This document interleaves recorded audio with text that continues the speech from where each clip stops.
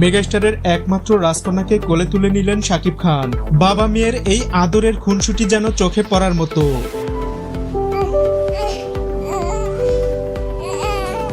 শাকিবের কানে সুখবরটি আসতেই যেন খুশিতে আবেগ আপ্লুত হয়ে পড়েন এই সুপারস্টার। মুহূর্তে সব মান অভিমান ভুলে মেয়েকে কোলে তুলে নেন তিনি। শাকিব খান বরাবরই তার সন্তানদের অনেক ভালোবাসে, এই বিষয়টি মানতেই হবে।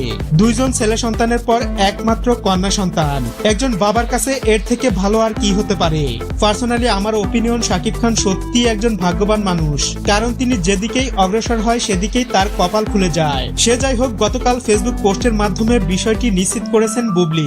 শাকিব খানের সাথে মিল রেখেই মেয়ের নাম রাখা হয় শার্লিন খান। সেই সাথে সমালোচকদের মুখে দাঁত ভাঙা জবাব দিয়ে ক্যাপশনে উল্লেখ করেন বাবা শাকিব খানের নাম। বিষয়টি দেখার পর শাকিব ভক্তরা অনেক বেশি এক্সাইটেড, কারণ শাকিব বুবলি জুটি কম বেশি সবাই পছন্দ করে। প্রিয় ভিউয়ার্স, শাকিব খানের নবাগত রাজকন্যা নিয়ে আপনার মন্তব্য কি জানাতে পারেন কমেন্ট বক্সে। ধন্যবাদ।